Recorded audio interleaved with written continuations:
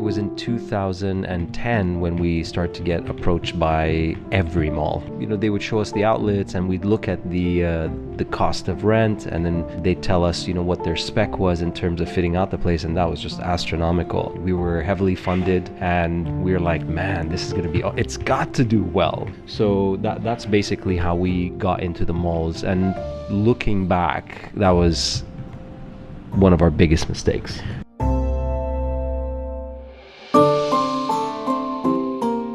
Ask any 10 entrepreneurs, actually any 10 successful people really, what the most important factor in success is, and you can expect 8 of them to tell you that failures are the true stepping stones.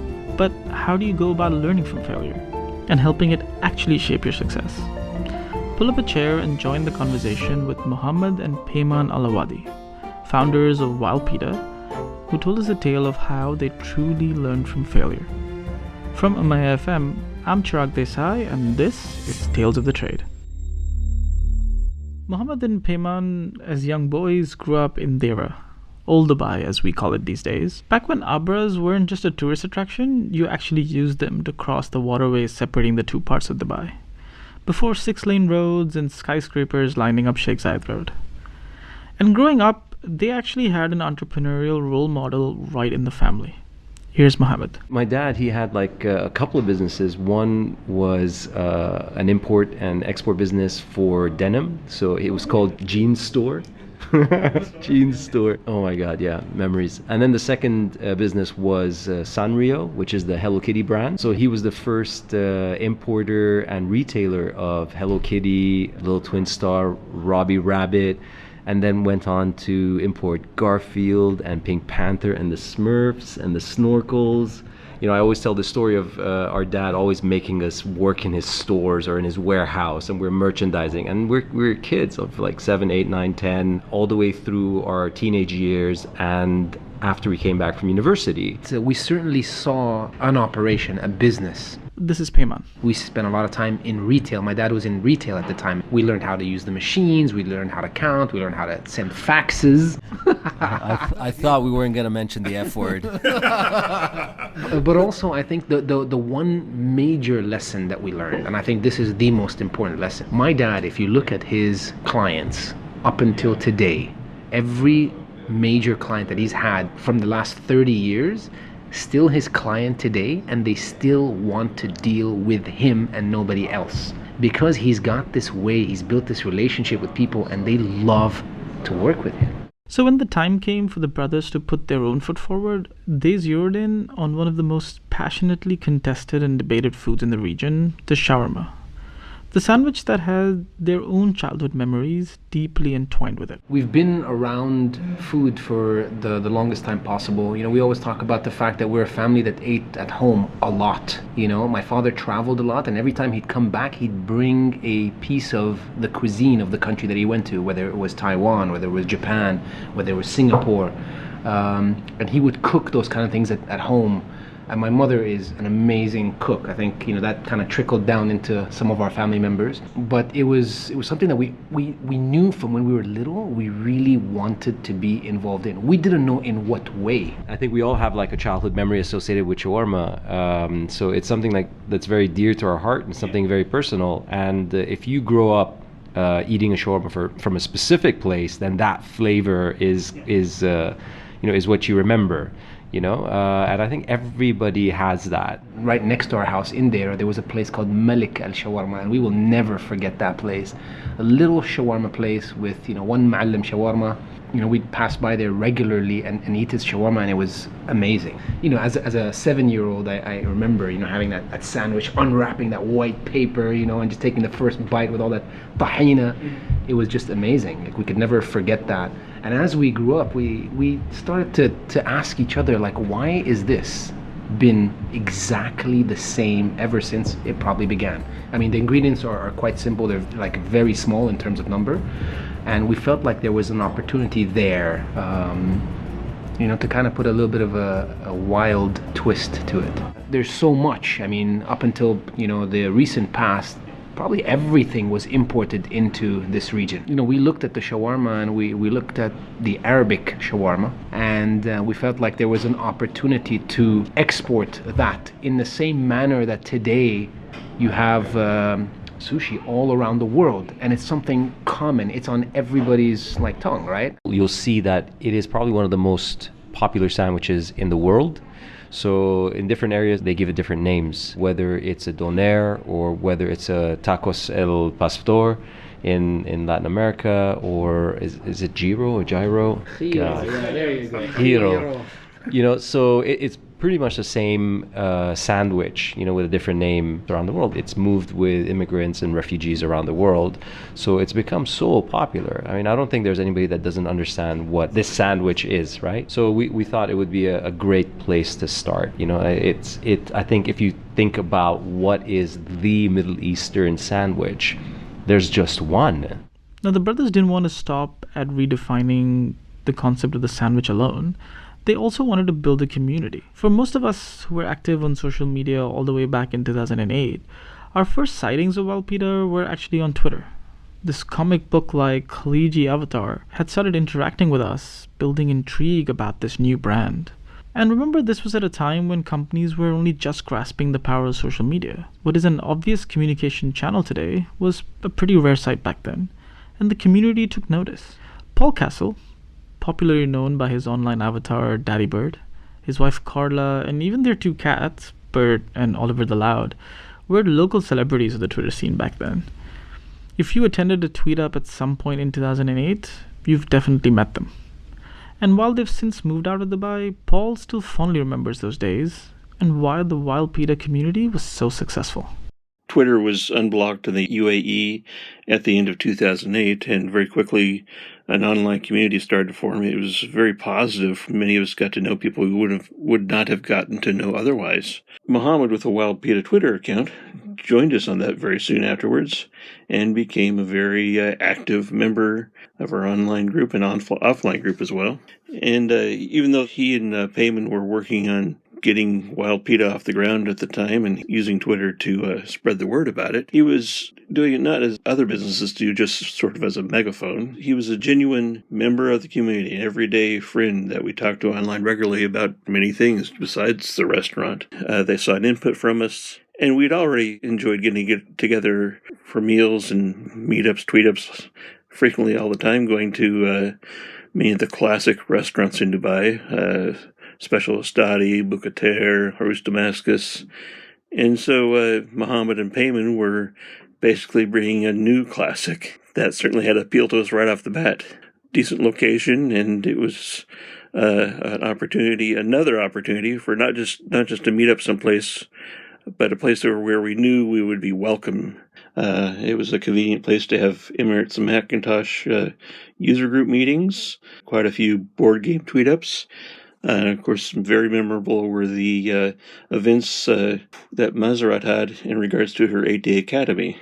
And thus, with a strong community as foundation, their first restaurant now opened in Healthcare City in Dubai, Wildpeeta was hustling and bustling, quickly growing to 3 outlets by 2010. Their menu featured fruit juices with no refined sugars and locally sourced veggies in an era of pre-packaged products. And by all accounts, they'd built an extremely successful community. As you heard from Paul, Wildpeeta became the de facto location for community meetups. And yet, all was not well with the business itself. Basically what happened was we opened our first outlet in October 2009, and then we had the infamous ceiling collapse when it rained in Dubai, and we had to shut down for 4 months. We came back in April 2010, and we had already planned to open 3 outlets in the first year of our operation. That was the strategy that we had in place, and that was kind of what we had agreed with our partners Dubai SME at the time. So when we came back in April, we were already working on outlet number 2 and 3, like searching for it and everything. And we opened outlet number 2 in January 2011. Take out the 4 months, is a very short time that we were just in one outlet, because we had to completely shut down for 4 months. And in February 2011, we opened our 3rd outlet, a month apart. And that was not a great move. The problem was we were just inundated with the problems and challenges of being a startup that scaled too fast. The majority of our time was spent firefighting. So when I say firefighting, I mean the challenges that you face as a startup, and if you add scale to that, when you grow from one outlet to three outlets, and you still don't have a grip on one outlet and now you have three, that's 3 times the problems. That's also 3 times the cost. I would say it's more like when you go from 1 to 2, it's like 10 times, it's exponential, the issues that we had. All your time taken focusing on solving these problems. Now, whether there are things like visa challenges or something with your supply chain or something with your product or with your customers or whatever that is, it just completely consumed us. And it really was just Peyman and I doing everything. You remember when you would come into Wildpeeta, I would have like that Ma'lim shawarma knife in my hands. I was shaving meat off the spit, right? I was cleaning the floor. I was cooking in the back. Peyman was doing the same. He was in line making sandwiches. He was sorting out our finances. We're interviewing people. We had to do everything.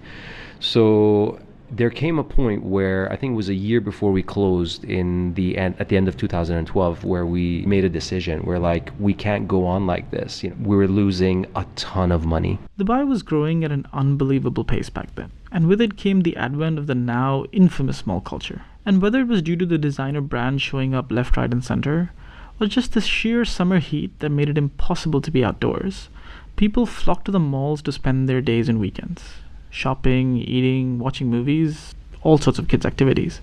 Naturally, Mohamed and Peyman really wanted Wildpeeta to be in a mall. So with us, we always wanted to get into a mall. Like, it was a dream, right? And initially, none of the malls wanted us. I remember we sent our proposal to every mall, and everybody rejected us. And it was in 2010 when we started to get approached by every mall. Like, literally every mall wanted us to be in there. They would show us the outlets, and we'd look at the cost of rent, and then they'd tell us, what their spec was in terms of fitting out the place, and that was just astronomical.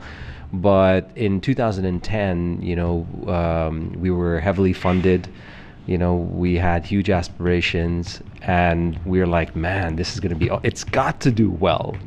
We're a young startup, and we said, let's do it. We committed to grow to 3 outlets. So it was a contract that we had with the Dubai SME, which we said in return for their financial support, we would scale to 3 outlets. So we had to open 3 anyway. So that's basically how we got into the malls. And looking back, that was one of our biggest mistakes. Mohamed and I, we learned everything on the go, right? So when we were looking for locations, we checked out a lot of different streets which had whatever restaurants or shops and things. We did some calculations in terms of numbers. We sat there and we watched. We said, are cars driving by? Are people walking by? And then we did the rounds in the malls, and we said, wow, 500,000 people coming through every single day. If we get even a point something % of it, it keeps us running. It gives us this prestige. We can grow faster.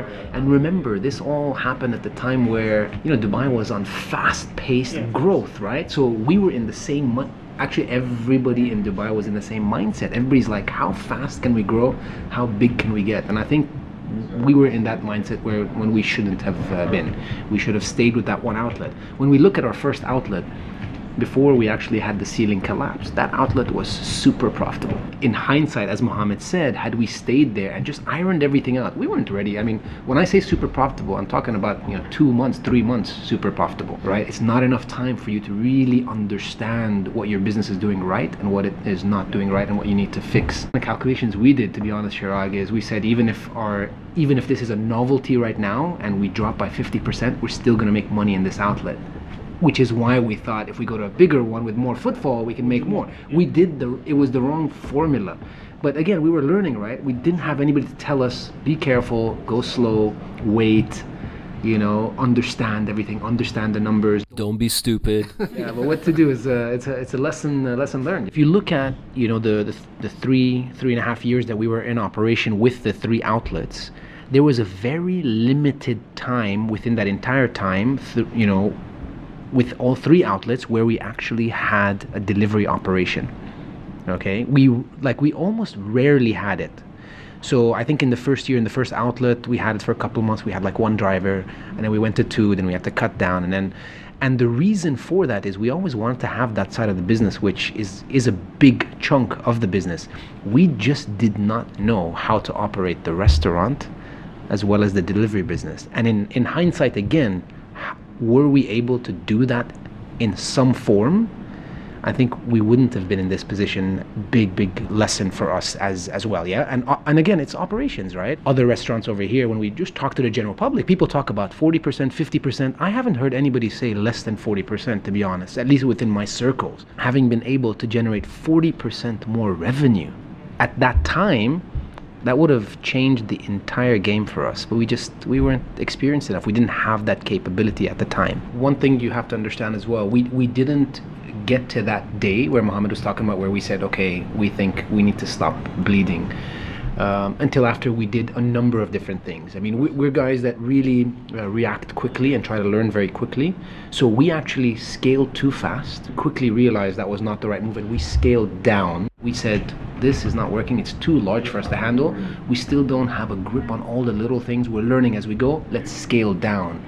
And we scaled down by the end of 2011. We closed 2 outlets, and we ended up with 1 outlet where we put everything we had into the business. Was the last year, and that was when we had, I think, the best food, the best packaging, the best service, and all of that. But we had actually secured, we were going to close down the World Trade Center, and we had found another location that we were going to move to, a smaller outlet. So again, scaling down. For Mohamed and Peyman, there was a small silver lining. Their TV series, Pita Planet, was just starting to come together. We planned for the TV show for about a year. We were planning, because we were traveling to 12 countries and all that. And we came to a stage where we said, should we open another outlet? Again, a lot of learnings for that outlet. You're in a new area and everything like that. It was in Jumeirah 1, just behind the mosque. A nice outlet. But we decided, we're like, we cannot do 2 things super well. We can only do 1 at this time. Pita Planet turned into quite a successful venture and eventually reached 50 million homes all around the world. And then in 2017, over 6 years after they shut down Wildpeeta, the brothers felt like it was time to revisit their original idea. So end of last year, we're just doing an audit of our lives, and we're like, man, there's this brand, it's Wildpeeta, it has a ton of value. Are we the only people that see this? I do believe everything happens for a good reason, even sometimes bad things happen for a good reason. And the whole time, we did not forget Wildpeeta. Our community never let us forget about Wildpeeta. Until today, I could be walking down the street, or I could visit somebody in an office, and a random person asks, hey, are you one of the Wildpeeta brothers? And they share a story with me. It's like, everybody has a story linked to Wildpeeta, or Pita Planet, or both. When we come back, lessons learned, and Wildpeeta rises from the ashes.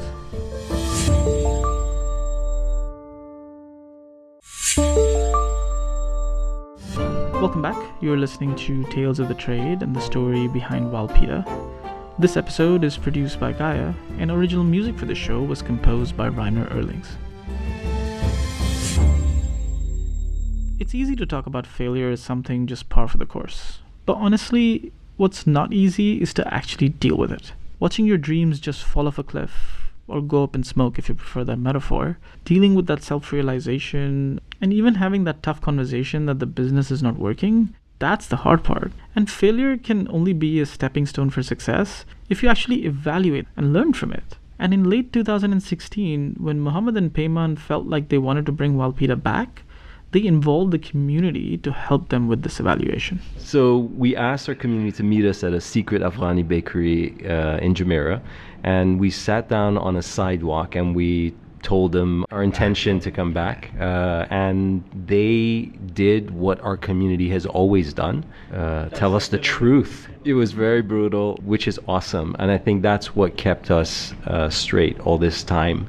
Any time that we were, not focusing on, what we should be focusing on, our community would call us out. And I think that is one of the most beautiful relationships you can have with your community, and something we always respected. One of the attendees at this meetup, or town hall as they called it, was Shelina Jokhiya, host of the Declutter Me podcast here on MIFM.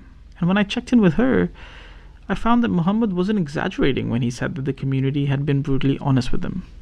In fact, they reminded the brothers about the reasons why Wildpeeta had failed and what they needed to do to be successful for round 2. When they said they were hiring this, I had a feeling that would be the announcement. And when it was made, it was lovely. It's nice to hear. It was a great concept, but it was a few years ago. And when social media wasn't as big, so they made the most of the social media landscape. But that's a regular run-of-the-mill thing now, being on social media. So it's not that big a concept, you know. And one of the things I said to them was that if they're gonna do this, they need to get a partner that is an expert in F&B, because they're not experts in F&B. They are very good at marketing themselves and building communities. Great with coming up with all these suggestions for the food. I think they have to pare it down, make it a bit more simpler. The other thing was the prices. They were a gourmet shawarma. It was a new thing at the time. It was a new concept. But they weren't marketing themselves as that either, so they weren't getting to the right kind of clients. And so now we have places like City Walk and La Mer, which would be more suited to them and what they serve. And so, armed with this feedback, they went about searching for an operations partner. But for two brothers who themselves identified that they aren't great with operations and were attempting to rise back from failure, this was actually not easy. So we approached a lot of people, and as with a lot of entrepreneurs, when you approach somebody to kind of come and invest, you know, we said, we don't only want the money. We're not going to make that mistake again. We want, we want money, but we also want somebody to come and operate this business. And a lot of people said, well, we'll buy you guys out, so they didn't want us to be a part of it, which was a little bit surprising for us. We walked out of that meeting quite quickly. Other people said, well, there's zero value. We can start our own brand from scratch. So we got a lot of different answers, and we were disappointed, to say the least, at that time. We said, look, no matter what happens, we're going to require some funding for this, right? I mean, we're going to need to put some money up, and this was money that, to be honest, we did not have. And so we said we'll come up with a creative idea, which was the crowdfunding idea. And suddenly, fortunes changed for Wildpeeta. A few days into the campaign, the brothers received a Facebook message from Freedom Pizza, a locally grown, established delivery brand that had opened around the same time back in 2009. And was now spread all across Dubai and Abu Dhabi. And in Wildpeeta, Freedom Pizza saw a unique opportunity to build and foster a new kind of partnership. Here's Ian Ohan, their founder and CEO. I saw them, their bold campaigns on social media, and in a lot of ways it sort of came full circle to where we first met you guys, which was on social media. And I just thought, well, shit, I should reach out to them and see, and we've always been in touch over the last 10 years, just sort of sporadically and, different things. And so it just seemed sort of like, yeah, let's just throw it out there, and see what happens. And, it wasn't long before we were sitting around in our store in Dubai Marina. All the parts seem to fit together. Great product, amazing guys that really are the juice. They got this, amazing brand, and since that time, it's just been, the more I learn about them and the more time we spend together, it makes it very clear that not only is it a good business fit, but a good business fit also means it's got to be a good personal fit. I think if all of us wanted to work with assholes, we'd still be working in the corporate world, because you don't get to choose your partner, but we get to choose our partners, and I think I chose well. I want to do things that are meaningful and make sense. We want to do well. We want to serve our customers well. Of course, we want to make money. We're running a business. We want to do it well, but we want to be proud of it. But I'm curious, did Freedom Pizza know going into that conversation that this is how this arrangement was going to play out? No. I think it was just more, and I think as an entrepreneur and as you get more experience, you kind of go with your gut a lot, right? You learn to trust your gut. The elements were absolutely all there, and that's what attracted me to begin with, to start that conversation. And also, I think, they talked about their maturing as business people. I've matured as a business person. I'm sure that this wouldn't have worked 10 years ago. Today, it's the relationship has been very easy because I think we're experienced. We failed. All of us have failed before, but we're still here, and that maturation is important. And I think it'll be a key element to our success in the future. And and these guys talk about looking at Freedom Pizza not just as an investment partner, but also as an operational partner, someone that's going to back them. So how do you see this sort of playing out? What's your vision with Wildpeeta? I mean, this is going to sound crazy, and this will be either one of those things that people say, "What an asshole," or he nailed it, right? So I want to open up hundreds of stores. I think the product is amazing. It's relevant. The mission is clear and relevant. We can bring the operations and the technology and all those things to the table. I see this as, we're going to have some fun while we do it, and we're going to do it in a way that makes sense for us. It's not all about the money, and we have lives and we want to do things the right way. But I see this as hundreds of stores, if not thousands, because of what we bring to the table. It's been super easy. It's been we're working hard, but we had a shorthand before we even started to work together, and that is, that's a very encouraging sign. It's very easy to work together. I mean, I find it easy to work with you. Maybe you don't. It took 7 years for us to open up Wildpeeta. I think a lot of people, maybe they don't know that. So it was 2001 when we came up with the idea, and then when we opened up Wildpeeta and Dubai SME believed in us, it was surreal. When we became these like weird celebrities on social media in 2009 and until 2012, that was surreal. Leaving that meeting with Ian, it was just surreal. We were a brand. We are a brand. We have a tremendous value, but we were not open. It was basically a brand that was on a shelf that nobody was using, and I want to say there's no perceived value in it. And here's a guy that saw it. I also see the business model, and I see I also see a product that has universal appeal. I see a product that is healthier, that ticks a lot of the boxes of the new brands. I see a business model that has a mission. It's mission focused, and the economics of the units, as we're finding out, and we're also finding out one of the things that we expected, but we didn't realize how much. But the synergies. The operating synergies between Freedom and Wildpeeta are actually pretty enormous. They're much more than, we all had a gut feeling, we were kind of hopeful, but it's much, much more than we thought, and we're still learning more about that. But that creates also interesting opportunities for twinning concepts and for doing other things. And it's relatively inexpensive to set up. It's the break even will be relatively low, particularly in a twinned concept. We can do multiple formats. So for me, and I think for the guys, we've talked about this a lot, it has a lot of legs. To be honest, one of the key reasons, that was one of the key initial draws, was this opportunity to learn, because they are so good at what they do, the way they curate the communities, the way they market. These guys are, like I said, they're the juice, right? They're it's kind of a bit of a yin and a yang thing, and that makes us both stronger. And I think we're all mature enough to kind of know what each of us brings to the table and where we can learn from each other. And I think that is the key to what we're doing. And the learning is probably one of the most important things. Construction for that first Wildpeeta twin store began in April 2018, less than a month and a half after that first meeting, and the store itself opened in August. You've been listening to Tales of the Trade from Amaya FM. If you've enjoyed this episode, do leave us a review and tell your friends about us. We're available in Apple Podcasts, Google Podcasts, and even in streaming apps like Spotify and Angami. You can also follow us on Instagram for more content. So many tales to be told, so many stories to be shared. Pull up a chair and join the conversation. We'll see you in 2 weeks.